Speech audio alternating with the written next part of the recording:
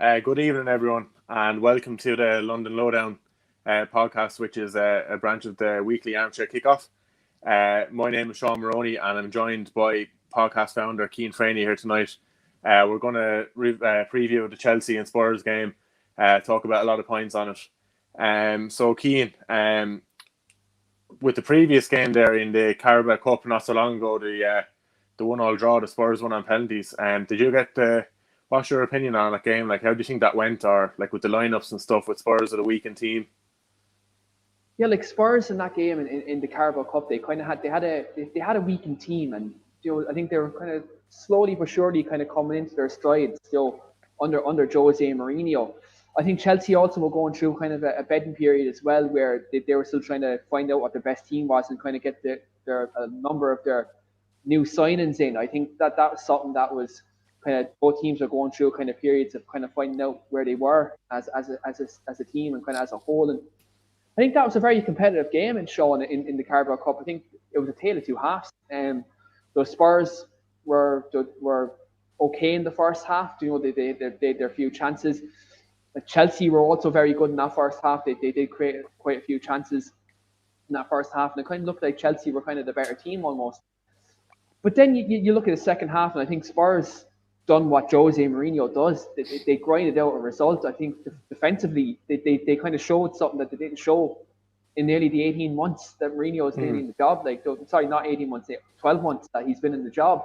They kind of showed that defensive solidity that associated with Jose Mourinho. I think and that's one of the first games I've looked at that, and I was like, Jesus, like he kind of has him drilled, and the players are playing for him. I think that's something that I think is massive for Jose, and I think that was kind of one of the catalysts for kind of the form that Spurs are on at the moment. Now, I know I always joke at yourself and Steve and Jamie and Jack and whoever, with regards to Spurs, but to be fair, like to call a spade this Sean, I think Spurs have been a good team this season, and like look, hats off to them, and also Chelsea, they've been flying as well. So I think that game in the Carabao Cup, it does bear significance coming into this, because Chelsea know that they can maybe keep Spurs know that they can keep Chelsea at bay.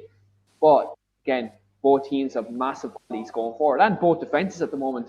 Like as I know we'll probably talk about in a while, like but Chelsea's defense has been kind of good in recent games. While you're not conceding many goals, kind of a contrast to what you were at the start of the season. So again, I'm from a neutral point of view, I'm most definitely looking forward to it. Yeah, no, I agree. Yeah, the that Carabao Cup game was actually for that early on in the Carabao Cup. It was actually a great game. There's a great intensity to it. Leading up to the game with like how I expected Spurs to line out and how I expected Chelsea to line out, I was really expecting Chelsea to kind of dominate the game, come away maybe 1 or 2-0 win. Like I was expecting to go through now, and then how it finished then, like I was really disappointed, and it's kind of a small bit of worry, because I was thinking like in that first half, like when Chelsea dominated, had a lot of chances and stuff, they didn't put the chances away, and kind of started thinking back to last season, like when we had a bit of inexperience. Like Chelsea had a good season last year under Lampard, surpassed expectations, but like some of the games where we could have killed off last year, we weren't, or like stupid defensive mistakes, and kind of had a bit of a worry at that. But the longer it went on, kind of the more time that passed, looking back on it, like I kind of realised now that Chelsea were bedding in at the time, like, and I even said at the start of the year they won't click right away. But after the game, I wasn't thinking like that. But back now, like thinking back now, like I think that could be the case. And the same with like Spurs are just picking up at the time as well. They were just improving week on week. Like they had a slow start to the Premier League, but like you said, that result there could have been a catalyst for them. And it kind of made me realise that Spurs is the first year ever where like I feel they actually have like a strong squad as opposed to just like a strong 11. They have like two, like if not good, like decent players in each position. They're very strong. Yeah. And obviously, Jose knows how to win as well. I know last couple of years he's kind of gone off the boil, but like with the start they've had this year now, and the squad they have, they'll be up there for the title. I don't think they'll win it. Like I don't like think Chelsea will win it either. I still think Liverpool are favourites, but just I think I didn't even expect Spurs to kind of comfortably come in top four this year, but they're looking very good for that now at the moment. Yeah, they are. I think Spurs have kind of, I suppose, shocked a lot of people this season, like in terms of how good they've been. Like I'll hold my hands up, and you can go back in the archives in this channel. I've openly said that I thought Jose Mourinho was finished. I still believe. I'm going to state that statement. I think Jose Mourinho, I don't know if he's going to win another league title again. Now, I think with Spurs, he'd probably win a cup like an FA Cup, Carling Cup. Yeah, I think Spurs are going to win the Europa League this year. I wholeheartedly think that. I think Spurs will win the Europa this year. Yeah, I still stand by that. Yeah. Yeah, like I think Spurs will definitely win the Europa League this year. I think with the quality they have, I think Harry Kane is just going to tear up that Europa League. You know what I mean, foregone conclusion. And Sevilla for the first time in like 7 years aren't in the Europa League knockout Not round. in So it. know, so like that's nearly a foregone conclusion. But like if Joe, like think about Jose's, and Jose will always bring you a trophy. And from a short term perspective, he'll do well for the most part, like for the first season or two. I think when people looked at the signings he made in the summer, likes of Matt Doherty, Pierre-Emerick Højbjerg, Joe Hart, they probably looked at them signings. They probably didn't think that they'd be signings that would kind of push him towards the league. But Højbjerg, I'd just like to say, like he's been someone who has been criminally underrated this year. Yeah. Probably because Harry Kane and Son they've been the two standout performers. And obviously, the return of Gareth Bale as well, which has kind of highlighted that too. But I think criminally, Højbjerg's been underrated. He's been someone who's been instrumental in terms of their defensive. Yeah, I think he kind of does that job where like no one, like he doesn't need, like you don't get enough praise for the job that he does. It's kind of just, he's quiet but does everything perfect and keeps it simple. Does dirty work in there, he does. Yeah. No, he's been a very shrewd signing for Spurs. I think like you were saying, they named out a lot of them signings, like apart from Bale, who was a big name, the other ones were kind of like they go under the radar, but like they're actually very solid signings. Yeah, they are. And you do like you look at other signings, and obviously Vinicius they brought in as well. He's obviously he's an unknown quantity almost, but he's someone who's obviously going to provide that kind of competition for Harry Kane.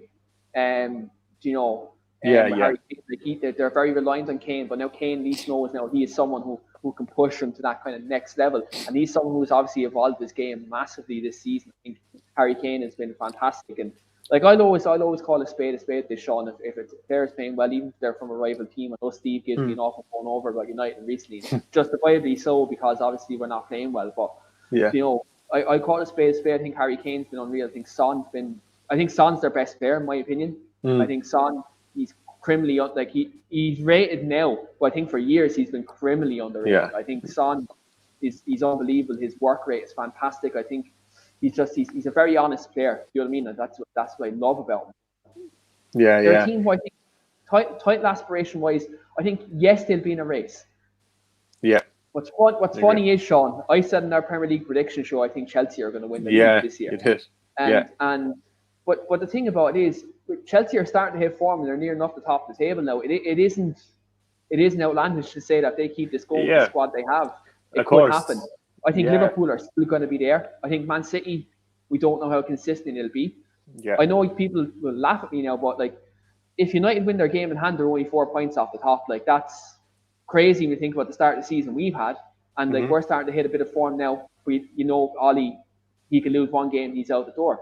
You look at Leicester City. I know they lost Liverpool the other night, but they're another team who could come in and make a charge. Like you look at other teams in and around there. I think the league is up for grabs this year. I don't think there's like a standout team this year. Everyone's been inconsistent. Yeah, no, I agree. Like even teams that came like was 14th last year, like Arsenal and that, like they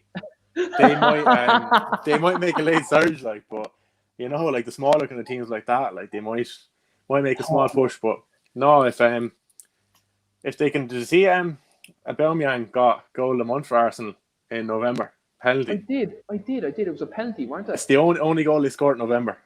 Are you serious? Yeah, it's crazy. Like, yeah. So I thought like Bruno Fernandes is the only player who scores penalties. Is Aubameyang like that as well? Yeah, he must have scored one. Yeah. And like surely, like they didn't just fucking have the one penalty. Surely they feel like, but one goal in the month is ridiculous. Like, yeah, I think Arsenal are in a bit of trouble. Like people are talking about Arteta's process. I'm struggling to see what this process is. Like, I really am. I'm struggling to see what it is. But like, look. I suppose with Arsenal, there's a lot of question marks around there. Like I think Thomas Partey was a great signing for him. He's been very vocal about that. Yeah. I think Nicolas Pepe, I rated him last year. I thought when Arsenal got him, I thought he was a player that would come in and he'd really hit the ground running in the league. He's started to deceive. I thought Willian on a free was a steal. Honestly, I thought he's a player that would do well there. Hasn't materialised. Martinelli's been out. He's another young player who I think is great. I think Bukayo Saka, I highly rate him too. Saka's great. He's a fantastic player. I think, Gabriel he was an unknown quantity, but he was highly rated when he came in. He's someone who showed a bit of promise. But I think Arteta, with the quality he has at his disposal, I think he could be doing a lot better. Of course, definitely. Right, we'll go back talking to the two real clubs in London now, talking about them. But we're on about Arsenal there, about kind of the goals they're lacking and they're not scoring much this year. Spurs and Chelsea is basically polar opposite. Like at the moment, like you'll have Kane and Son who are on fire with Spurs, and like the likes of Ziyech and Werner who are banging them in for Chelsea.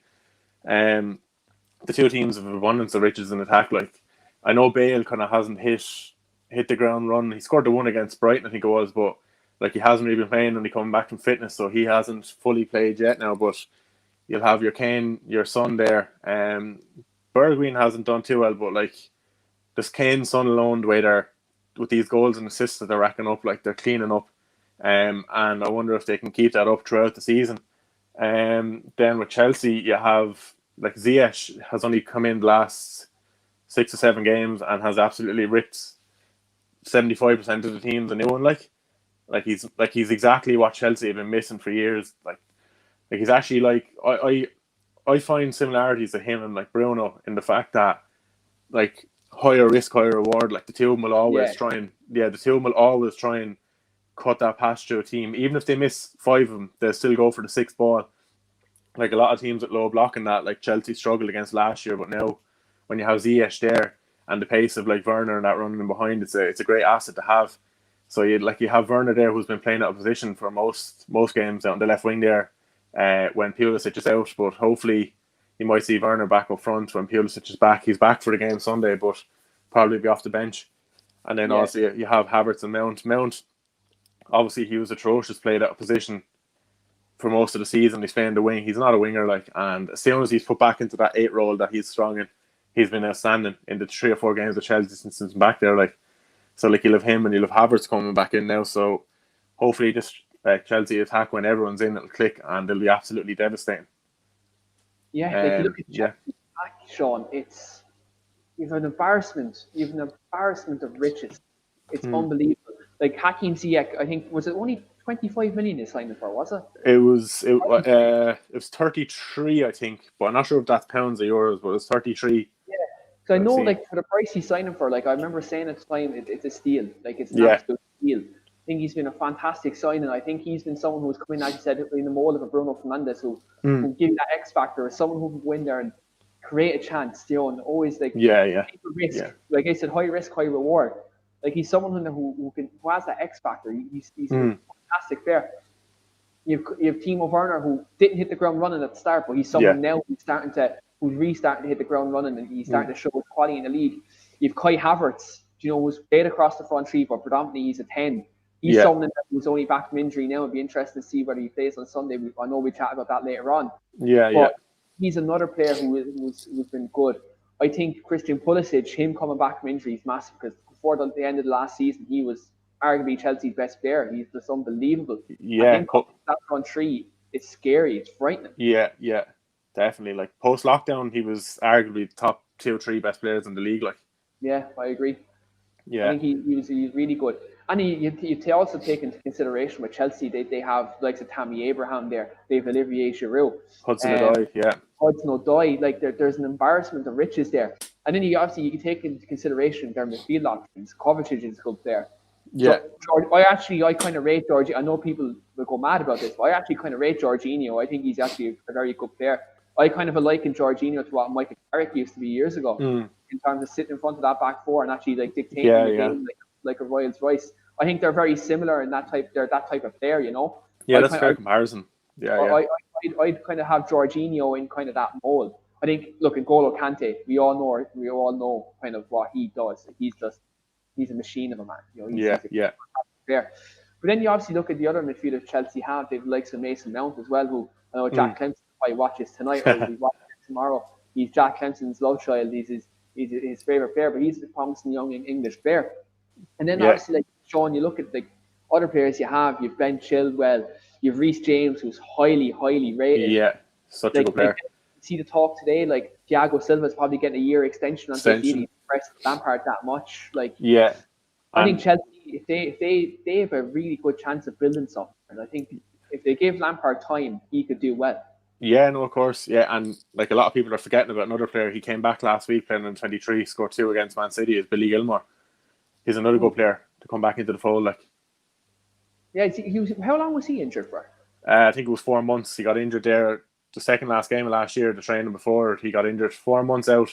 But yeah, he came back last week, and like he brings something different to like the other midfielders. Like, say he kind of has a mix of a lot of them. I think he's as good. Like, he's better at like his distribution. That is like he plays more forward balls than what Jorginho play.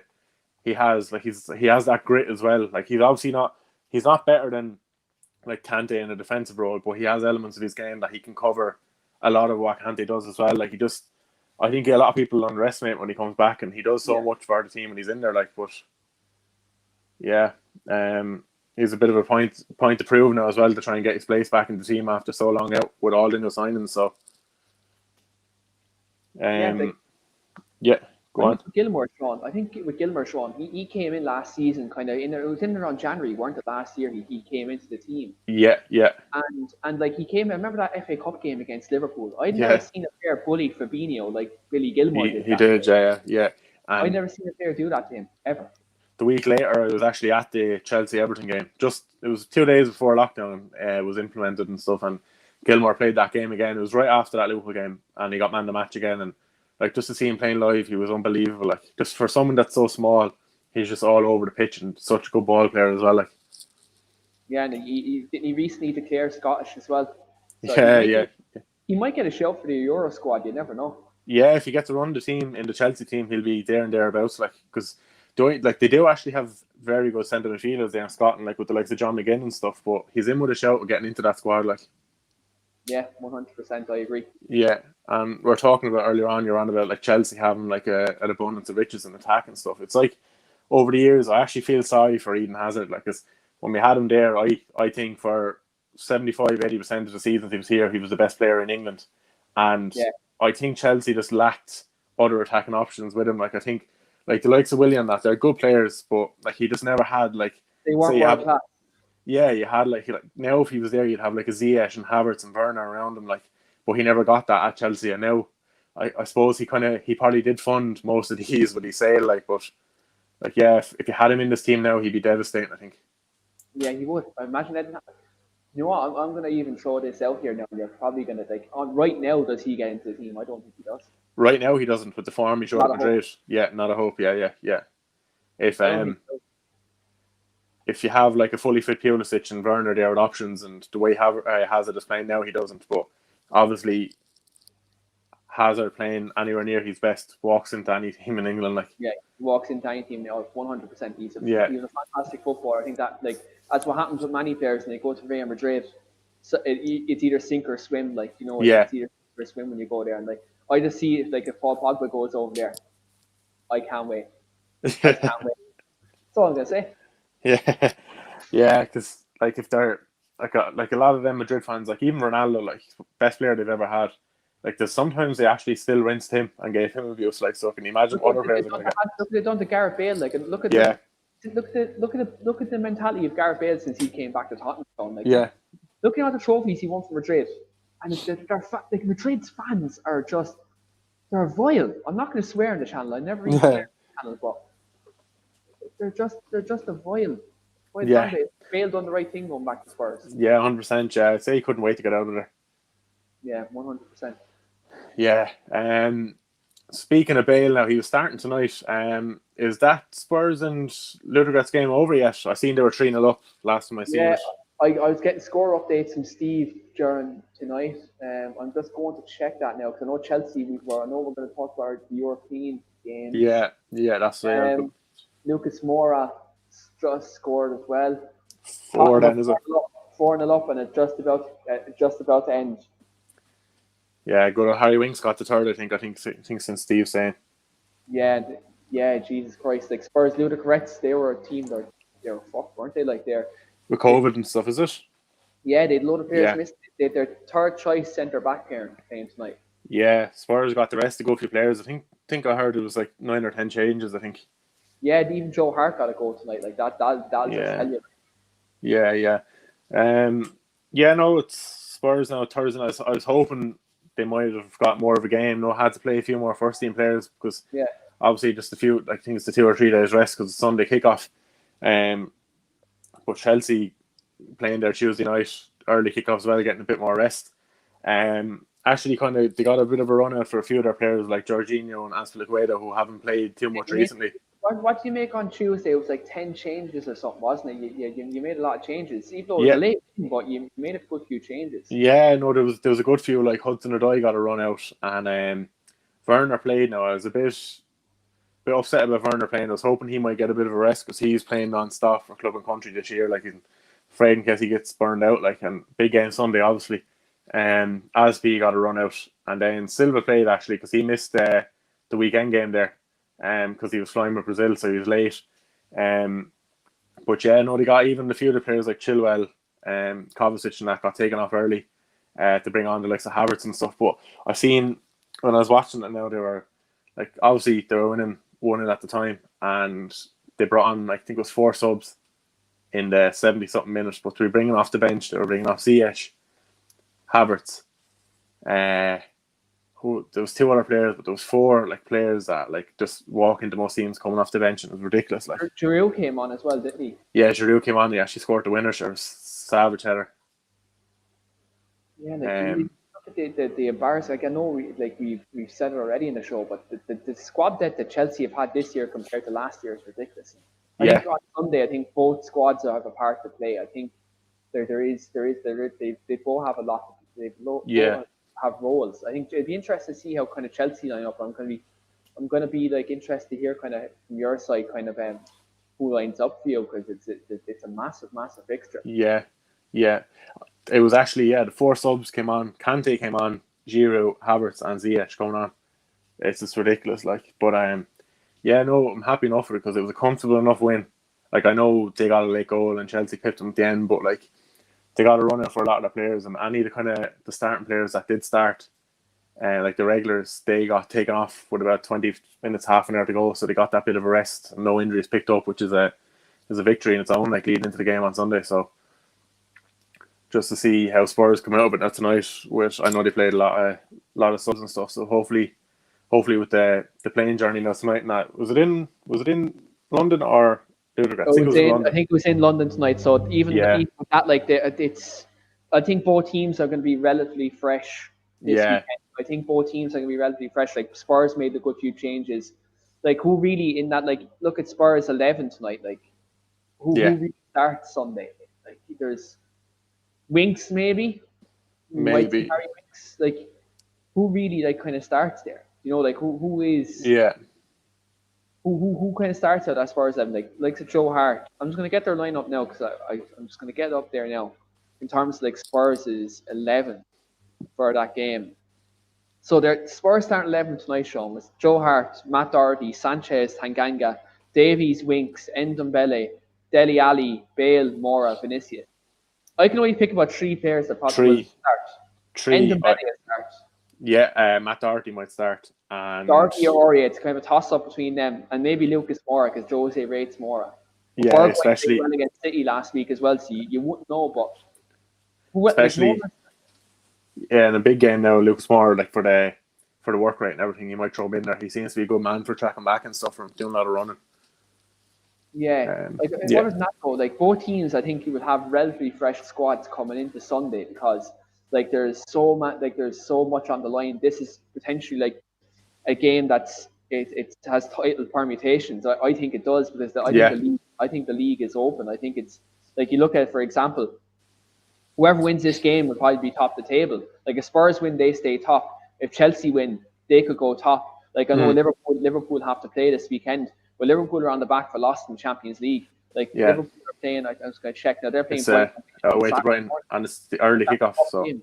That's a yeah, tough game. Do you know? Like so, yeah, will Liverpool get the full 3 points? You just don't know. So I yeah, think yeah, for Chelsea and Tottenham, this is a massive fixture. Considering the fact also, like you have United playing on Sunday as well. Like they're playing. I'm just looking at it now. Like they're playing Southampton away. Like if United win, they're propping up the table as well. Who are Yeah, of rivals, course. Chelsea and Yeah, Tottenham as well. So like you put that into perspective, Sean. There's yeah, a yeah, lot. There's a lot on the line Sunday, and I know it's an early stage of the season, only 9 games in, but it's a massive fixture because let's face it, this league is going to be close this year. I don't see an outright winner where you seen Liverpool last year. Like this at this time last year, Liverpool had League One. Like yeah, yeah, the yeah. league was finished. Like so with this, I think it's massive, and there's no room for error, in my opinion. Yeah, no, I think it's a huge game, but like I just have like you have that feeling now that it's going to be an absolute classic. No, like the ones we spoke are going to go on to talk about this now. Like, but like the big games Chelsea and Spurs have had over the years, the last kind of decade, 15 years. Like I think it's shaping up to be as good as any of those games. With like everyone been fresh, nearly full squads. Just like the position both teams are in the league, what the match means to like both teams. Like, but we're just going to like we'll go on and talk about like the games over the years and stuff, but there's no better place to start than when we're talking about a title race than the 1 year Spurs actually came close to winning the title. Chelsea had such a terrible year, like nowhere near the title, and still had a big say on it. Eden Hazard popped up with that last goal, the Battle of the Bridge. I think there was 11 yellow cards in that game. That It was was that was just, a crazy game. it was unbelievable to watch. Like, just the kicking and like the ferocity in it then, and just Chelsea 2-0 down to come back to 2-2 and it's ended for Spurs because it's not even that. Like obviously, I hate Spurs because Chelsea rivals and stuff, but there's teams I hate more. But it's not just because we stopped them from winning the league that I was delighted. It's just who was up against them, like this Leicester. Just to help Leicester win the league title was unbelievable.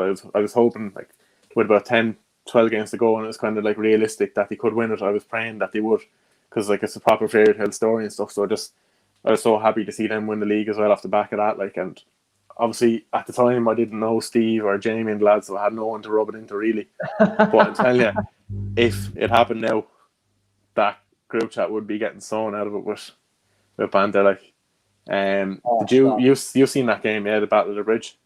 Yeah, I watched the Battle of the Bridge back in 2016. That was a fantastic game of football. I remember Spurs didn't they go up early, didn't they? Like they took the early lead in that Yeah, I game. think they were 2-0 up in the They were first 2 half. up.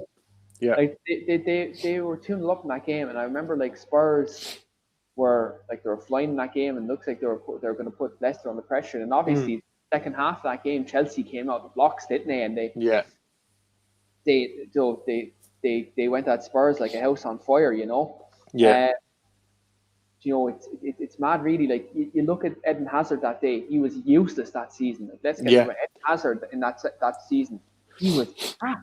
It was the one terrible season he had. Like, just didn't kick a ball, and then that game That and the one Liverpool, game, yeah, he that just game and the Liverpool game, just he tore the two of them asunder. Like, yeah, and it's crazy. You also look at the fact that was Maurizio Pochettino's probably best chance of winning the league. You know, when Leicester won the league that season, and there was a really low points tally. You also take into consideration, obviously, the next season Chelsea went on and they won the league in quite fantastic fashion, and Spurs actually done better the next season with a better points tally and a better record. They didn't really come close to win the league. yeah, it's I think crazy. that's Yeah, such a missed opportunity for Spurs that could have been a catalyst again. I know Jose now is probably going to provide the catalyst for them to go on and win something trophies. Yeah, yeah, yeah, going yeah, forward. But I think that season, like United were crap under Van Gaal. Arsenal were coming towards the end of their tether with Wenger. Liverpool were only after kind of getting Klopp in, and that was yeah. only starting. So Chelsea obviously sacked Mourinho, and they were kind of at a point where they were rebuilding. They were getting Conte in, and that was going to happen. I think Spurs that year they could have won it. I think that's it's a missed opportunity in their history. Best chance they've ever had, and like can't say ever will have because you can't predict the future. But like, yeah, best chance they've ever had to win it. Yeah, Easily. it easily, and it's crazy because you look at that year. 2016 was such a crazy year for football, as is 2020 now. Yeah. But 2016, like you look at it, Liverpool, like they sacked Brendan Rodgers, and that was thought at the time to be a crazy decision. They brought in Jurgen Klopp, started a dynasty. Tottenham last year sacked Maurizio Pochettino, and I even shared a memory on Facebook the other day that I was going mad about, even though I'm a United fan. Yeah, yeah. I was going mad about that decision. Then they brought in Jose, and they look like they're turning the corner. Like you look at Chelsea, they sacked Sarri and they brought in an unknown quantity in Lampard. You look at all these recent times in football. it's crazy how it's all turned around. You know? Mm. Look, I'm interested to see kind of what happens. I know we're going to talk about other kind of, I suppose, kind of big kind of Chelsea and Tottenham games because this fixture has brought up so many classics. Yeah, 100%. It really has. Yeah. I know you want to ask me about a couple of others that we've both watched in the past, but Yeah, I'm not a Chelsea or Spurs fan, but Jesus Christ, this fixture has brought up fantastic games.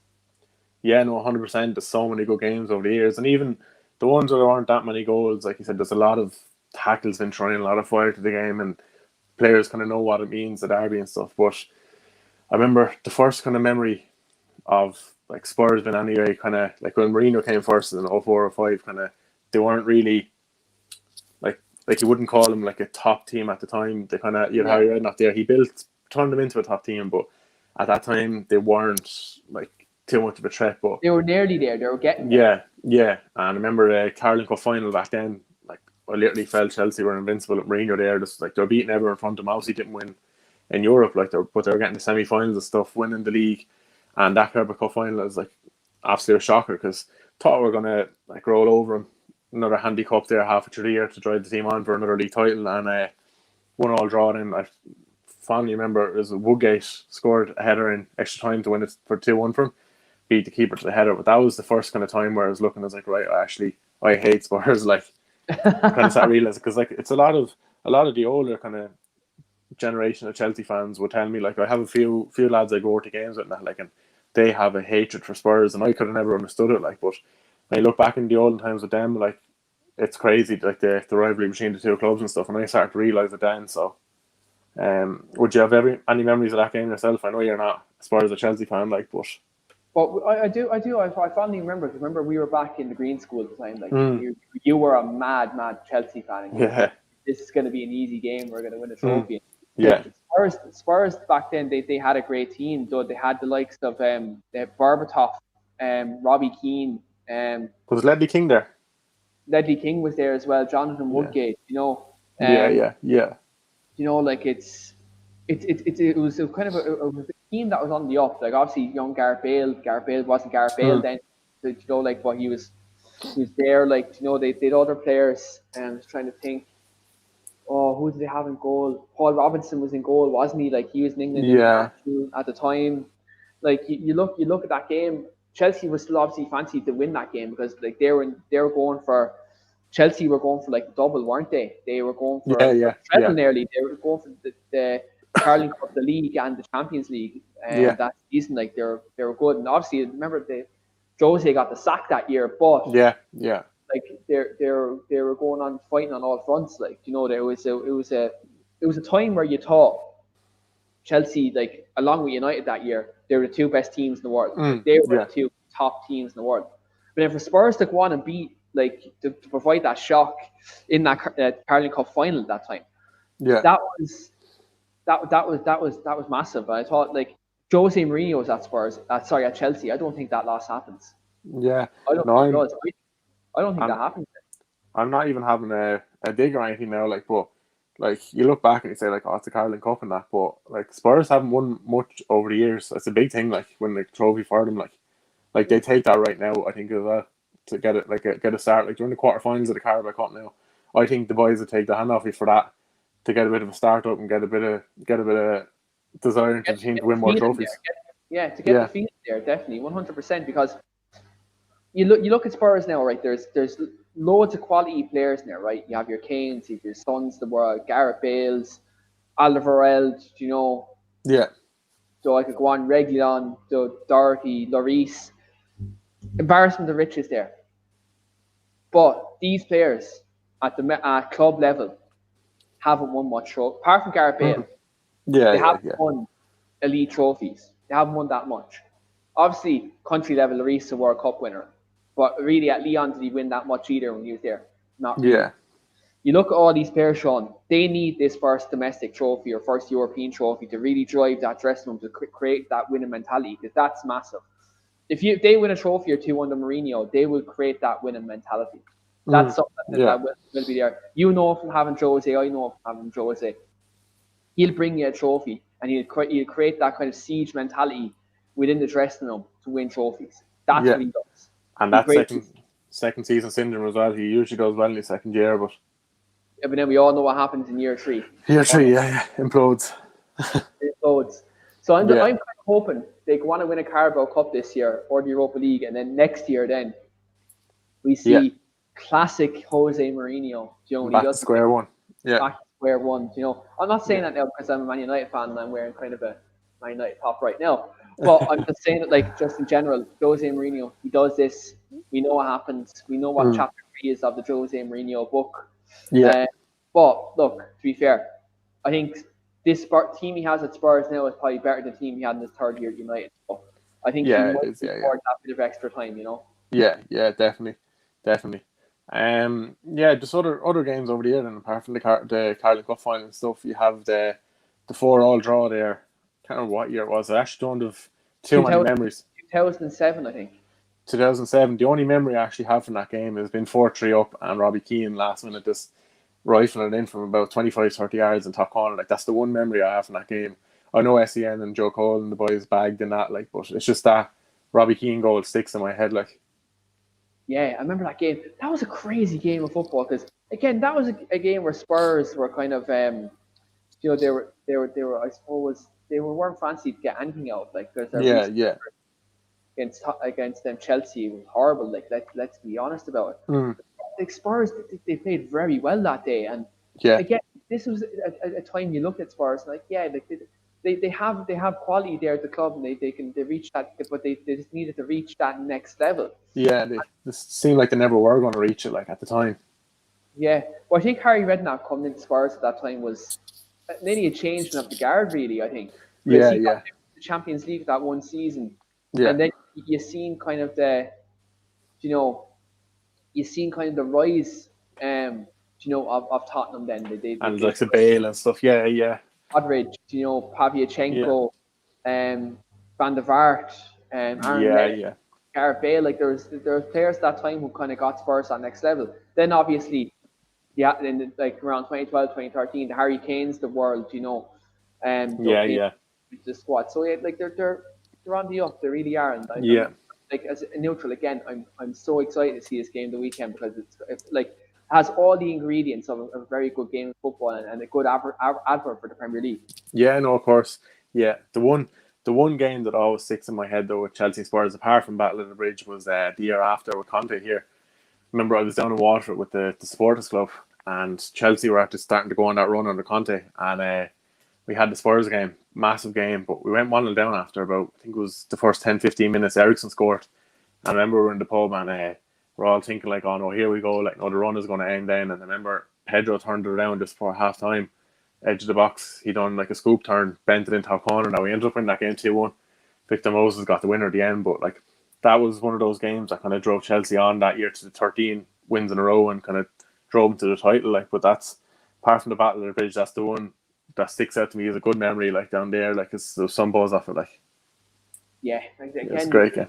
So many great fixtures, and again, as you said, like that was the very big turning point, especially if Chelsea went on with going kind of to kind of for them to go on and win the league. You know, it's a great game, but again, we're bigging up this game right now. There's embarrassment of riches of attacking talent.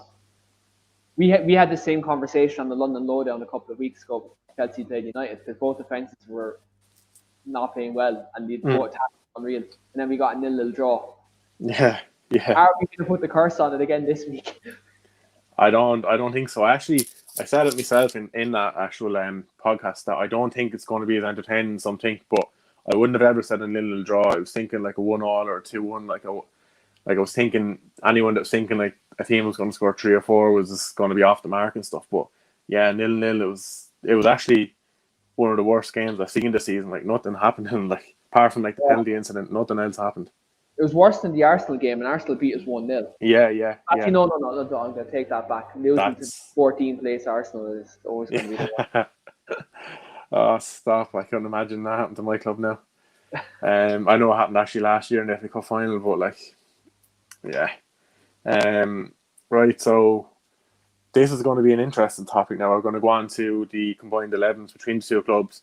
I was actually just saying to you before we kicked off here tonight that, like, Spurs as a team, like they're such a good team, and like they're playing so well this year. They've a lot of goals scored, not many conceded and stuff. And like it'd be hard to exclude Spurs players from any 11 like this year, the way they're playing and stuff. But when I looked into it, I started thinking of myself, like there's a lot of Spurs players, like if I was picking out individually like into an 11, I can't fit a lot of them in, like, and I'm not even being biased, like a lot, like the Spurs boys and the channel probably disagree, like, but it's hard to fit him in. I think I've only fit like 3 or 4 of them in, but I'm going to leave you go first, Keane. What would your combined 11 between Chelsea and Spurs be?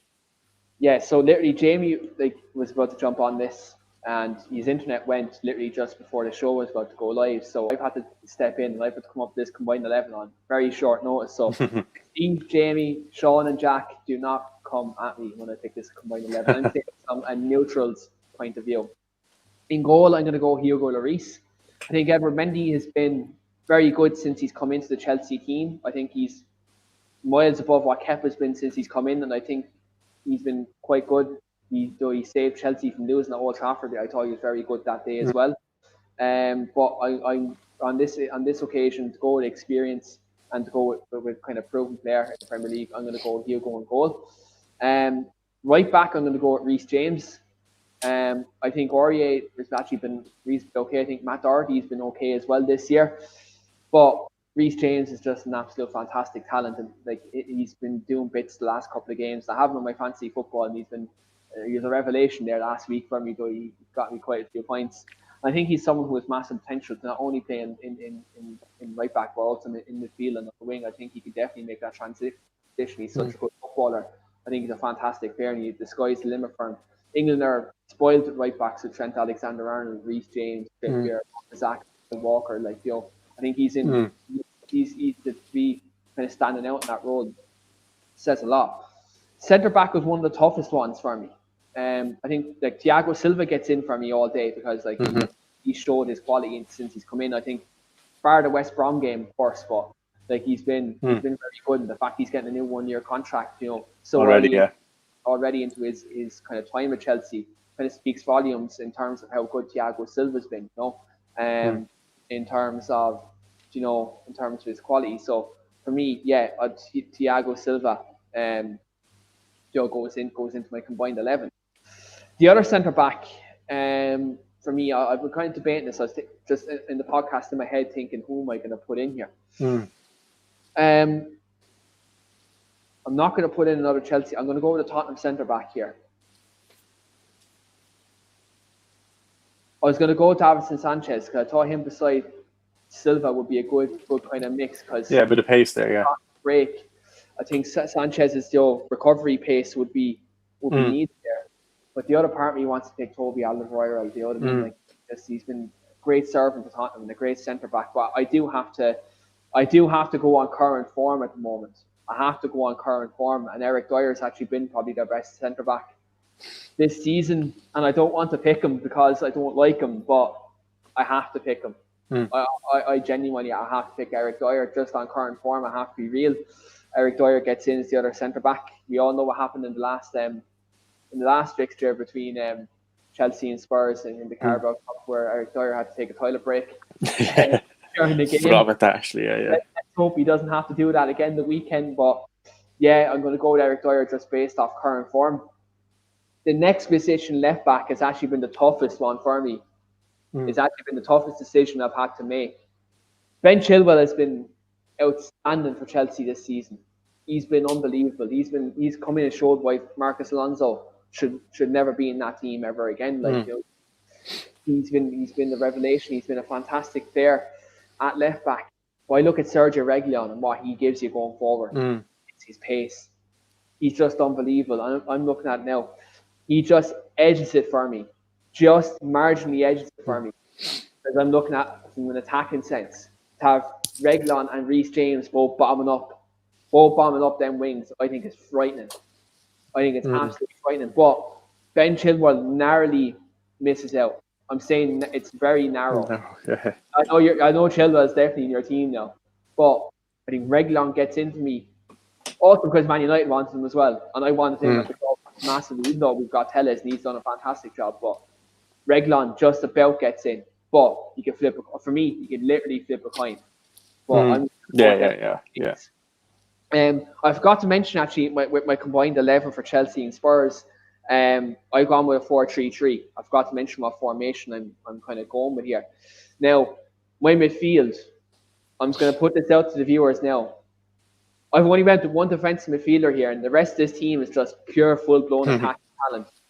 So again, like, look, I'm probably going to get caught in the counter, but look, you score 3, we score 4 type of thing. This is what it be. So obviously hold the midfield. I know I mentioned Højbjerg at the start of the show. It's been fantastic for Spurs, and he's been one of the unsung heroes of Spurs this season this year, and he's been a good player. But there's only one man that's going into sit in midfield here, and it's the best sitting midfielder in the league, and that's N'Golo Kante. He gets in there all day, and he's just a machine. Fantastic footballer. I still think very underrated as well. I think that he's a player who doesn't get enough praise. Like, he makes Chelsea tick. I think he's someone who is so important not only for club but also for country as well. Great footballer, great attitude. I just love the player, really good player. And with the formation I'm playing, with the players I'm playing, he needs to be in here. He needs someone to get back. So N'Golo Kante absolutely gets in there for me. My other two kind of attacking midfielders, because it's 4-3-3 with two number 8s almost, and kind of / number 10s. And first one's Kai Havertz. Again, look, fantastic player, sizable price tag, but he's shown his quality in the early times of Chelsea. I know he got an injury, but he's someone who I think he's one of the top players in the Premier League and has massive potential and to be one of the best attacking midfielders in the league. I know he is behind someone, like, because he hasn't been there long enough yet to be considered the best. Like, obviously, if you're De Bruyne, the Bruno Fernandes of the world, but I think for me, Kai Havertz has the potential to reach that level. I think he has that potential to reach that level and even surpass that. He's so young; he's only 21. Like, you know what I mean, so he's someone who absolutely can definitely reach that level 100%. The other midfielder having there to play kind of a midfield role, kind of another attacking midfield role, is Hakim Ziyech. Again, we mentioned him at the top of the show. I think he's someone who's been an X factor for Chelsea since he's come in. He's given me that bit of extra creativity in that midfield. And again, he's someone who I think can definitely reach great heights in a Chelsea shirt. It'd be interesting to see when other players fit where he plays, where Lampard kind of plays him. But someone who I do rate highly as well. So Hakim Ziyech comes into my combined 11 in Chelsea and Spurs. Now, my front three was the easiest part. It was actually my easiest part of the team to pick. My defence was actually, and the goalkeeper, my hardest part. The midfield and the front three picked themselves. So I'm just going to go as follows. So up front, we all know it's Harry Kane. Look, we can't say enough about the man. He's best, in my opinion, the best number 9 in the world at the moment. Well, Erling Haaland, toss up between the two of them. At the moment in world football, I think number 9s, you're looking at them two as being like the best standard at the moment. Now, obviously, you have your Robert Lewandowski's as well. You can make an argument there, but I think just based off since this season started, I look at Haaland and I look at Harry Kane and like top number 9s. Left flank, I'm going to go Timo Werner. I think again he's been absolutely fantastic this season for Chelsea. He started to hit the ground running. He's someone who I think who can definitely go in there and hit higher heights in his Spurs shirt this season. Be interested to see how many goals he bags this season for Chelsea, and also obviously the Euros coming up with Germany as well, because I think there's a lot of teams in the shout to win that competition. But it'd be very interesting to see. And on the right wing, I've gone with Heung-min Son. Again, look, as someone who we talked about Sean at the top of the show, who is, I think, someone who doesn't get enough praise for me. I don't think Son gets enough praise. And I think it's someone who is criminally underrated by the media. I think they give Harry Kane all the attention because obviously he's England captain and he's English basically. But I think Son he's outstanding. And if I could pick any player from Spurs, obviously Kane would probably be my first pick. United are dying for a number 9, but if I could pick any other player from the Tottenham team to come into our side, Heung-min Son, without question. I have so much admiration for that man. It's unbelievable. I can't speak too highly about him. Like, he's a fantastic player, but that's my combined 11. Now I know you probably you definitely have a few different probably choices, Danny. But for me, that's mine. Before we actually go any further, we've a comment in from Shane Dowdy with his combined 11, another here to this channel, and also another United fan as well. Before we go any further, I just want to get his comment up on the screen. See, what do you think of that, Sean?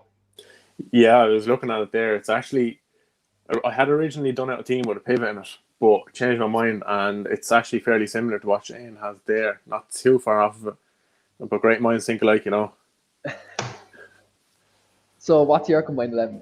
Yeah, so like originally I was doing like a 4-2-2-2, but like I had a Højbjerg and like Kante in a pivot, but I changed my mind because I really like the 4-3-3 that Lampard plays with the two attacking mids. But in goal, just about I have Lloris. Like it's just because Mendy is such a small sample size. I think if you ask me again at the end of the year, I could have Mendy in goal, but obviously Lloris is proven World Cup winner, has been good for Spurs over the years. I think he is capable of that small error, but yeah, at the minute I'd have Lloris in there. Right back, Reece James walks into the team. I think he was the first name I had on my team sheet. I think I'd have Reece James over Matt Doherty every day of the week. Left back, like I said, is like you were saying, is a very tough one. If you ask me in the summer before anyone signed for anyone, I'd have Reguilon over Chilwell all day. If you look back to my tweets, you'll probably say that I wanted Reguilon.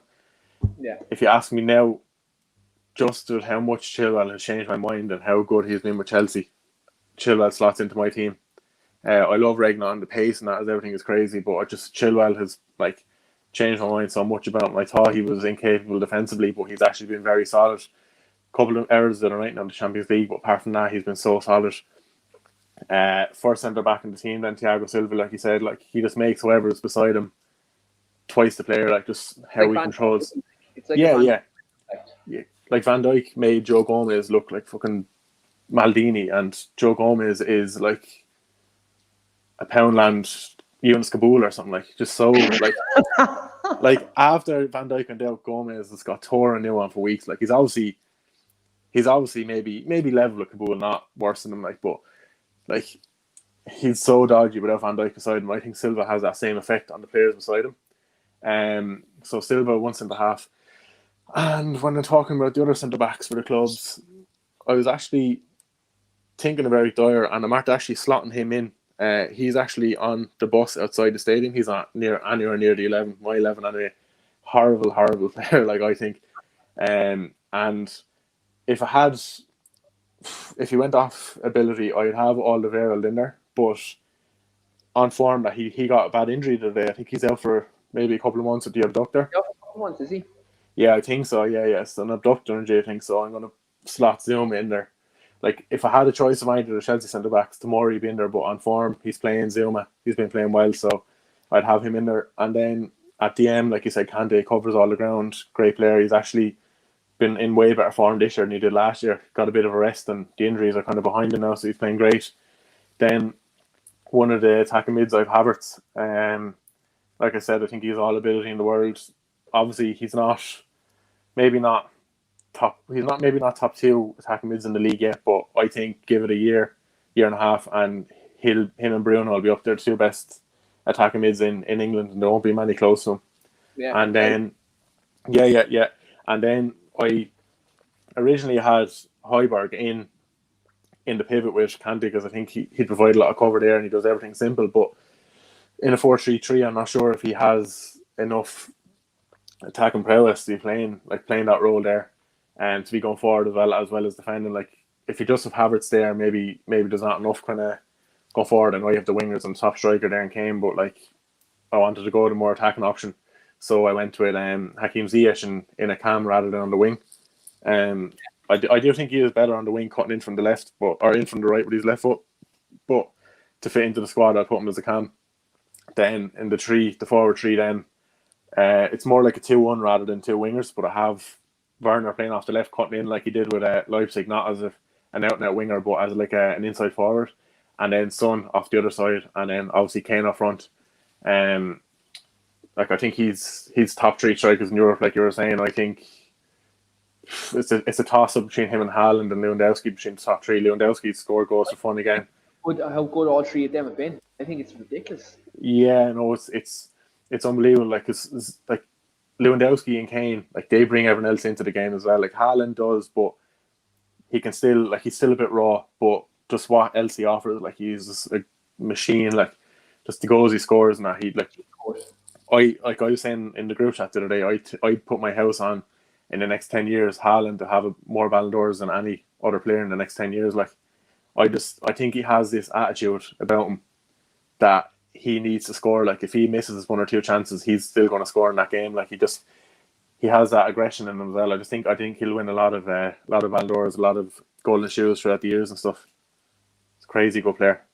He is, and like you look, it'd be interesting to see. We were saying it the other day. It'd be interesting to see where Erling Haaland goes next because he's not going to stay at Dortmund. They're a selling club. Like they always sell their best talent. Yeah. I think you could potentially see Haaland go City in the next year or so because his father played for City. Yeah. Number one. Number two, Aguero is 32, 33 now, and his injury record is, it's horrible, really. Like let's be honest, his hamstrings made of glass, and you look at it like he has his father linked with City. City, you're looking for a top striker, and Gabriel Jesus isn't good enough to lead. No, he's inconsistent. Yeah. So I look at like City could be a potential destination. Now, for our sake, being Chelsea and United fans, I hope to Christ that doesn't happen. Yeah.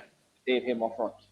Oh yeah, no, he'll be sick up front for City. Like, but just hoping someone in England doesn't snap him up if it's not Chelsea. That's the only thing I can hope for. Like, Did you send a dubious kind of video into the group chat the other day that Erling Haaland wants to stay for Lampard, even though it was Wayne Rooney?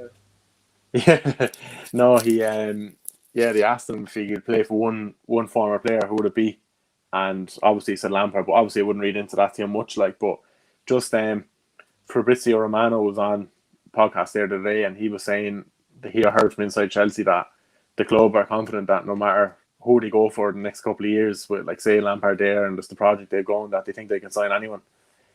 Not necessarily saying that Haaland is one of the targets, but like they reckon that whoever they do go for, they'll get him with the money they have there and the project and the players that are there now, like convincing any player to come. Like, just the talks are that like that they're going to go for a top centre back next summer. So it's kind of Fabrizio said that they're going to target a young centre back that has experience. Like if I had it my way now, my target would be like Jimenez for Atletico Madrid. I think he's a great player, but like there's other names we mentioned like Upamecano and stuff. Do you know? I'd like to ask you this question. To get another comment in there. Truth be told, says, "Have a good evening, boys. Work tomorrow. Enjoy the game." Absolutely, you too, bro. You too. I'll actually ask you a question about with Chelsea centre back. Would you take Alessio Romagnoli from AC Milan? Telling you, not the summer that's gone, but the summer beforehand, I actually wanted Romagnoli. Like, hadn't seen much of him play the year before, but when Chelsea were linked, I started watching him a bit. Then he's a very tidy player, like very good player, good on the ball as well, and good in the air, not bad in the tackle as well. But yeah, it depends. Like if Silva's going to stay another year, it depends on what you're going to look for. Like next year, like if Zuma's going to be playing, or if they're going to be giving Silva another like starting role in the team, would you need a faster centre back in next to him? Like it's hard to say. Like, but kind of I've seen Upamecano play a lot. Like what's that, Keane? Upamecano might be an option. Yeah, he's been linked. I've seen him playing a lot, you see, but like he had obviously that World League against Atletico last year. He was unbelievable in the game, but I've seen him play a good bit in the Bundesliga and even against United now. He can be very rash. I know he's young, but like he might pick up a bit of experience in the way and stuff. But I don't know, he can be a bit rash. Kind of reminds me like Zuma. I love Zuma, great player, very good physically and stuff. But everyone knows he's prone to the error. Or, like he has this weird thing when he's passing the ball or whatever. He has to like make shapes and bend his back. He kind of delays on the ball, like, but like he can't be comfortable with Zuma there. So I'm hoping they bring in another. Like I'd love Jimenez because I feel he has the pace, good footballer, but he also has that thing about him that Silva has, where like he'd be able to control the defense and shout back orders at everyone, keep everyone in position and stuff. Yeah. Another comment that coming in from Shane there on Fofana from Leicester. I actually haven't seen him playing yet, but like he's getting rave reviews on any games he's played this year. Have you seen him playing yet, Keane? Yeah, he's been really good. Do you know what? I know Liverpool. Didn't they? Didn't they? I know Liverpool won last weekend, but Fofana was actually a very good player, and he actually played very well. I liked the look of him last week. He seemed like a very progressive player. Yeah, definitely, as Shane said, definitely could see one of the big clubs going in for him. Yeah, Maybe Ollie's Showtime Reds might come for him. You never know. yeah, and he's only 19, isn't he? Yeah, he's only a young fella. Like he's a lot of development there, you know. So you never know. Maybe an extra year at Leicester, maybe, and Yeah, then before. Yeah. Um, yeah, because he's like even though Sancho's come back from injury, like he's not really going to get looking with how Fana's playing now, and is it Johnny Evans is there as well beside him, or yeah, Johnny Evans, yeah, yeah, he's the Manchester United reject. yeah, another name actually Chelsea have been linked with the last couple of days, but I haven't seen him playing. He's supposed to be class. City went from the summer as Koundé with Sevilla. Like you Yeah, obviously see him, yeah, they were linked with him, but he didn't actually play against Chelsea today, the 0-0 draw. But he's supposed to be very solid, like, and he's young as well. Um, so basically we went for the combined 11s. So if you had to go with your starting 11 with Chelsea or Spurs the weekend, what would you be going for, Keane? I suppose for me, I'm gonna pick a Spurs 11 just simply because um Jamie's not here. So I'm Yeah, gonna have to pick the Spurs 11. You can pick the Chelsea 11 because yeah. you're a Chelsea supporter. So I'm gonna pick all Spurs reserve team. No, I'm messing. I'm only messing. I'm only messing. Steve is mad about that. No, I'm only messing. And no, I'll be serious. Obviously Hugo Lloris goes in goal. That's no question about it. It's really a toss up between Aurier and Matt Doherty, isn't it? Like, but Yeah. I'm gonna be biased for one. I'm gonna put Doherty in at right back just simply because he's Irish. Um, as centre back, I think I'll go. Since you said Adam Royal is out, I'm gonna go with Sanchez and Dyer. Um, Literally just have no choice just to play them two. Joe Vertonghen's not there anymore, Mm. so you go with Sanchez and Dyer. Left back, Reguilon. Again, Ben Davies doesn't play for me. I think Reguilon, if he's fit, Yeah, he's 100%. all day there for me. With Spurs, I'm going to go with that same kind of midfield that played against City last week. Worked really well, and I think with Chelsea's progressive style, they're going to need it. I'm going to go with Sissoko, Højbjerg, and Ndombele. I think with the way Chelsea play, kind of similar kind of football to City, like they played through the midfield. Mm. I think they'd need to play that kind of midfield three of Højbjerg, Sissoko, and Ndombele. It's not the most creative midfield in the world, and I know Ndombele is very creative, but other Yeah, than that, the other two boys there's no industry really about the two of them. But what they do is that they do break up the play and they do work yeah, hard. So they're going to need that against Chelsea. So I'll go with the two of them there. For me, I want to see this. I don't think Jose is going to go with it. But I'm going to go with the front three then of Gareth Bale, Harry Kane and Son. I want to see that front three because I know there's been people have been ranting and raving calling Bale the best winger in the league. So I kind of want to see that. They said he tested positive for being the best winger in the league. I think he's asymptomatic, to be fair.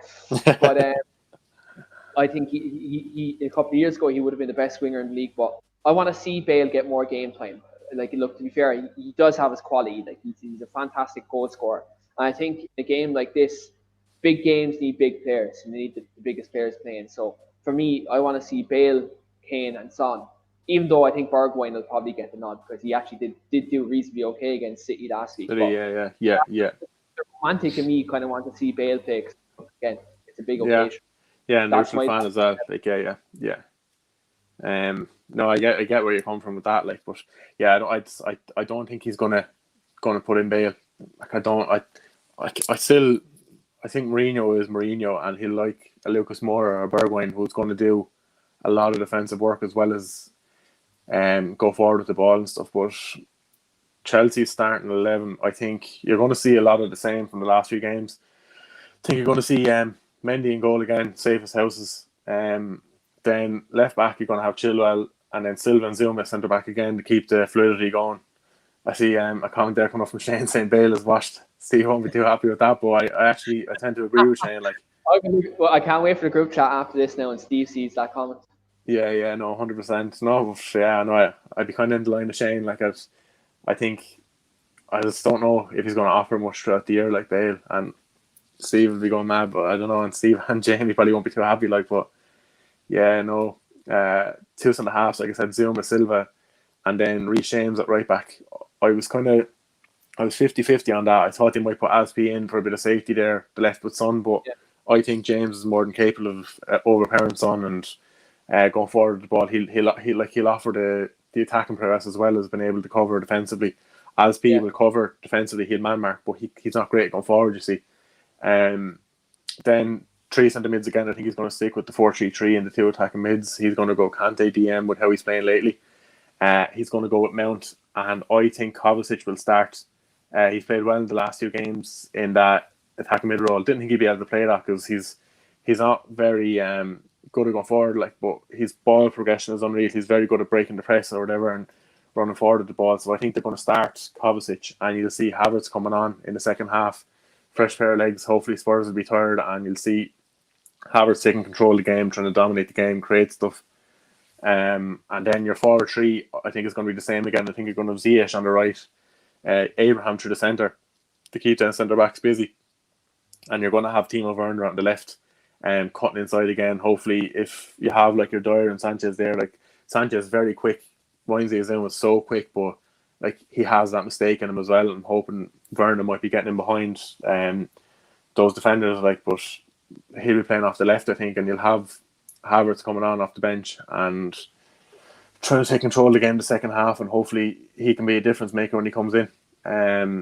So yeah, that's what I think Chelsea's lineup will be now against Spurs Sunday. Mostly the same to keep the fluidity going and keep building that team, the team spirit between what's there and like what they didn't have to start when they were gelling together. Like they're finally starting to gel now, and hopefully they can keep it up for the Spurs game and dish out a bit of a hiding. yeah. Like it's interesting to see kind of where we go in this game. Like it's interesting to see kind of what lineups to go. I think we're both probably be bang on, bar my Bale prediction, Mm. and probably Matt Doherty. I think Aurier might get the nod, but I think we both been kind of bang on with the lineups. Now we might even see a shock like Harry Winks or something start for Spurs. You never know. And like Jose sometimes starts Winks. You never know. He played actually well tonight, so Yeah, you never. yeah. Comment coming in from Callum there about Giroud. Yeah, 100%. I agree. Like fucking, I I think Giroud's a great player, very underrated. Like brings a lot to the team. At the start of the season, I was saying all day long that if Werner needed a strike partner, I'd have Giroud in every day of the week. Like this, he just offers so much knocking down the ball. Even the other night when he came on, he made such a difference and stuff. I would have had him over Abraham. But it just seems like Lampard kind of likes Abraham. Likes to be Plan playing him a lot. B. I'm telling you now, Plan B. Like if Spurs are parking the bus, like let's say if Yeah. they are right, it's very possible with Jose. You could go with that Plan B. You could like literally stick on a Havertz, right, and you can have Mm. him pumping balls in from diagonals, him and Ziyech whipping in Yeah, yeah. balls from all angles. Bring on Yeah. Giroud up, and then let's see how good Eric Dyer and Sanchez are then in the air. Do you know what I mean? Like, Yeah. And another fresh pair of legs that can come on, actually, I've completely forgot about it. If needs be, is Pulisic. He's back for Sunday as well. Like yeah, he won't good. start, I'd say, but yeah, good pair of legs off the bench.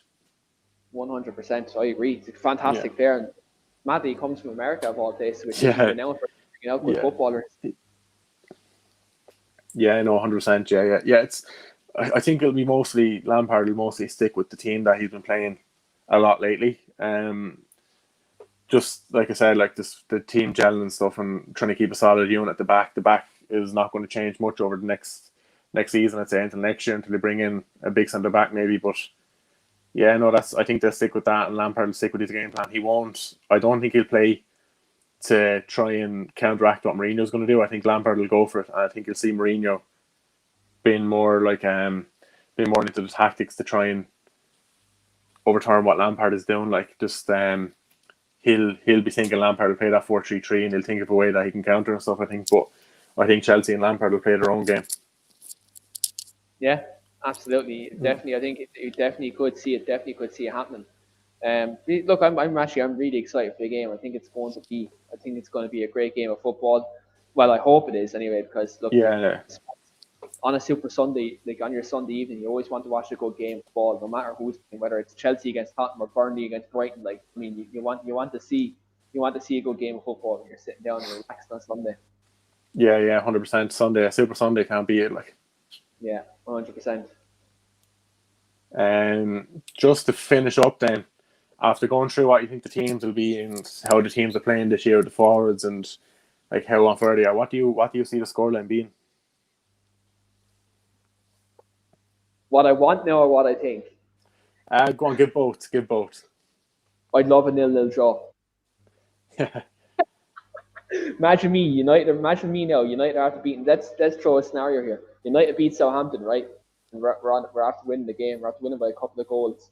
Everyone's thinking this Chelsea and Spurs game is going to be a fantastic game of ball. So I think it is, right? And then it ends up being a 0-0 draw. Just imagine Shane Dowley in the group chat. Just imagine Shane Dowley in the group chat. Like, trolls everyone as it is, like, do you know what I mean? But just imagine that. But really, like, being real, I think this is going to be a great game. I think it's going to be 2-2 draw. I don't think there's going to be a winner though. I think there is going to be goals, but I think it's going to be a 2-2 draw. I think both teams will score goals. I just can't. I know I might be on the fence with this one. I don't think there's going to be a winner. Both teams are actually on a rich vein of form at the moment now. If Harry Kane is on proper song, like if he is on in his top form, Spurs could edge it. But I think it could be a 2-2 draw. I think Kane gets one. I think Gareth Bale could get on the score sheet if he starts or gets a game. And then I think with Chelsea you'll have Timo Werner, I think, getting a double. I think we have a confidence there for Shane Dowley there as well. And there's one from Callum as well, I think. So Shane Dowley says I'll be waiting in the long grass. That's for the group chat afterwards. And Callum O'Mara has said, have a feeling Mourinho will sneak a 1-0 win. And Mourinho masterclass, Callum is saying. Yeah, no, I was about to, when I'm giving my prediction there, I was going to say, I'd say Callum is probably hoping for a draw there, being a Liverpool fan. Both teams dropping points, and Liverpool probably hope Liverpool beat Brighton, but like, in my head, I'm looking at Mourinho, like, I know they beat us in the Carabao Cup penalties, but in the Premier League, like, I'm kind of thinking, like, there's no way Mourinho's going to lose a third game against us in a row without getting something from one, but I don't know, I think there's going to be goals in it, but I go with, I was thinking a 2-1 to Chelsea. Like, I think Silva and Kante are going to have big games, because Kane, with that new role he's playing where he's dropping deep, getting the ball, setting up a lot of goals as well as scoring, you're going to have Silva following him, but Kante is going to have to be dropping back, picking his pocket the whole time and stuff. I think Spurs will score, but I think Timo Werner is going to score, if not 1-2. I have a feeling with Alderweireld out there, and like you said, if they do go with Aurier, I think they will go with Doherty for a bit of safety, but Aurier can be a bit rash as well. I can see Werner.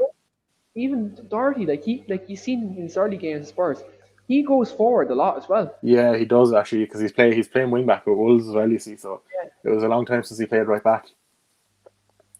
But I'm hoping now. I think Werner will play well, but I'm hoping with the subs Chelsea can be bringing on, that if Chelsea can be at a draw with about 60 minutes gone, I think with the subs that they'll be bringing on, they could pick a win. Like, really could. It's going to be very, very very interesting to see. And look, as I said, like earlier on the show, this could be a good advert for the Premier League this game. I think in terms of like entertainment, I think the entertainment value is going to be there. Not unless Jose beats Jose and just stinks out Stamford Bridge, which he's done a lot of things in the past anyway, might I add. But Jose could be Jose and just stink out the place and get a 1-0 win, which I know the boys won't mind. I wouldn't mind either. Yeah, no, I'd take it if I was Chelsea, like, but he could have a bit of a Gareth Southgate performance, like with a midfield of like Sissoko, Eric Dyer, and just kind of a 3 centre backs. Then, like, you wouldn't know, but no. Yeah, no. Mourinho's smart enough. He'll make use of what players he have there, even with Alderweireld injured. He'll make sure to try and nullify what Chelsea have, like. But Mourinho, he's very, really intelligent, very tactically astute, like. But it's just whether they live up to it now. Because I know Chelsea were hit and miss at the start of the year, but they found form now. But I found with Spurs they've been really hit and miss. Like, some game they could go out, like the United game, trash United, beat City, but then like getting beaten off Everton first game of the season and then drawn 3 all West Ham. I know Chelsea They were got the start. back into Royal Antwerp as well. Like, do you know what I mean? Yeah, yeah, like, and Chelsea did show that inconsistency as well, but it was more along the start of the season when they were just bedding the players in and stuff. And I think they found a bit of form now, but yeah, it's hard to tell what way it's going to go. But I do think they'll be over 2.5 goals. But whether it's a 2-1 now or a 2-all, it's just hard to call. Like, Yeah, it really is. Look at it. It's going to be a great game of football, and like, I'm yeah, really excited to see how both teams go. yeah, 100%. Right, so we can wrap up the show for tonight then. Just everyone, I'm sure everyone's really looking forward to the game now on Sunday, and I hope you all enjoyed the topics that we talked through tonight. And thanks for anyone who sent in questions there or contributed to the live chat. Have you any words to say before we sign off, Keane? Yeah, I do. Just again, as always, do always, like, if you're watching for the first time, just do hit a like on the video. Any support we get does mean a lot. And as always, look, do subscribe to the channel. We do have a lot of content all week, every week. Especially with coming up to Christmas now, there's going to be so much more content. And I mentioned just on the live show with Grant earlier. We do have our weekly armchair live Christmas party coming soon. I haven't even mentioned this to the lads yet. So I'll mention it live on the show. We're going to have our live weekly armchair kickoff Christmas party in a couple of weeks' time. And what we'll be doing is it'll be basically, obviously, with social distancing and all that, of course, it'll be live, obviously, on YouTube like we are now. We'll have our couple of drinks. We'll be talking all things football. And also, we're all going to be wearing Christmas jumpers. I'm going to look for the worst Christmas jumper I can find so I can wear it live on air. And also, what we're going to do on that Christmas show is that we're going to review the year 2020 of football. So we're not just going to be talking Premier League, we're going to be talking all European leagues and just talking about how we all feel about how the year was for our clubs as a whole, because it's been a roller coaster year for football as a whole, and look for the world as well. So, like, look, it'd be something different for all of our viewers. I want all of our viewers to get live and involved as well. But I'm going to have literally, what I plan to do with this is all the podcast regulars are going to be on at the same time. There's going to be a mountain of us on the screen. So, it's going to be great. And I know, as always, there'll always be a bit of debate and there'll be a bit of crack, and we'll have a few drinks and it'll be all good. So that'll be our kind of end of year kind of show, our Christmas party in a couple of weeks, because then we will take a couple of weeks off so coming into the new year. And look, I suppose it's good on reflection that the year 2020, this started out as a laugh, but now we're doing it full time. We're doing it for our viewers, so it's fantastic to see. And look, we're on over 130 subscribers now, and we reached our 100 subscriber milestone recently. And here's the next 100. Do you know what I mean? Because, like, look, without the people watching, we don't have a show. Without contributors, this channel, like the Sean and the likes of everybody else that's on the channel, there's no channel. So, like, look, at the end of the day, any support that we get is massively appreciated, not only by myself, but by absolutely everybody else who works with us here. And look, there's a lot more content to come. I'm actually going to be back tomorrow, lads. Also on the channel, our United show, Devil's Advocate, will be live tomorrow for the Southampton preview. So I'll be on tomorrow. I don't know who's going to be on yet, but I might be running solo because I'm graduating from college in the morning as well. So depends how steamed up I am tomorrow. I will be back tomorrow with the Manchester United versus Southampton preview, and also kind of reviewing the Istanbul game also as well. So look, as I said, plenty of content to come on the channel. So look, everyone, thanks very much for watching. And just before we go, obviously, look, we had a sad kind of moment for the world of football this weekend. So we had the loss of Diego Maradona. So this weekend, here at the weekly armchair kickoff, all our thoughts and prayers and go to Diego's immediate family and his loved ones. And for someone who was as great as him to have such an impact on all of us, not only as a footballer but as a person as well, he was just one of a kind. He was a fantastic person. So we do send our condolences to them. And just before we just end it, we're just going to have a little remembrance and then the video of yours. So again, look, thanks everyone for watching, and we'll be back tomorrow. Cheers, thanks, Keane.